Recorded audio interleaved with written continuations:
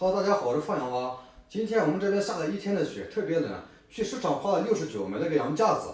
今天的晚饭用羊架子炖个羊汤喝，暖暖身子。现在开始做饭。这羊架子看起来很大，好像是个公羊，不像母羊。69买了也不亏，好像有个100多斤这个羊。我们先把这个剁成小块。这些你看还是挺多肉的啊。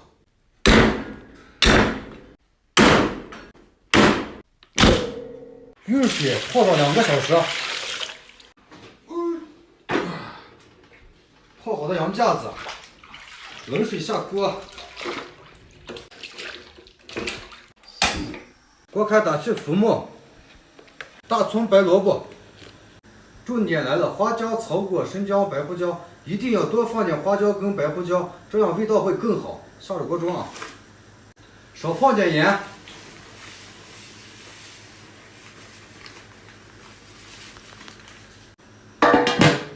小火炖4个小时，2个小时以后我们下入羊肉。2个小时到了，我们下入吃剩下的羊腿。现在我们准备点配料，豆皮切丝，放入土豆粉。准备好的配料，我们用羊汤泡10分钟。泡了10分钟，我们把汤倒掉。羊肉切片。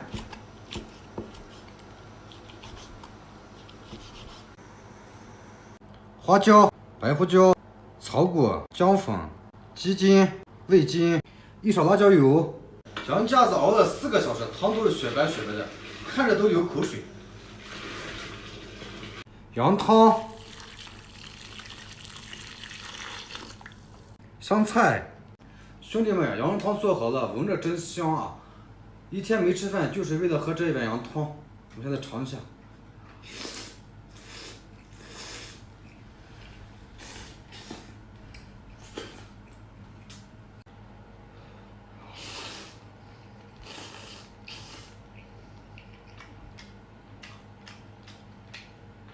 我感觉这粉条还是好吃。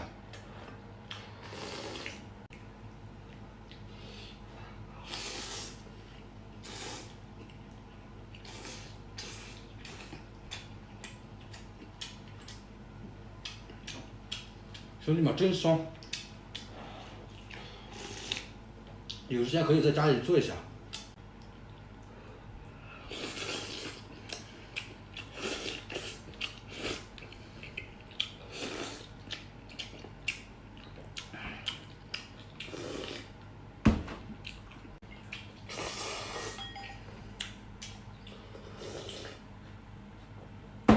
太香了！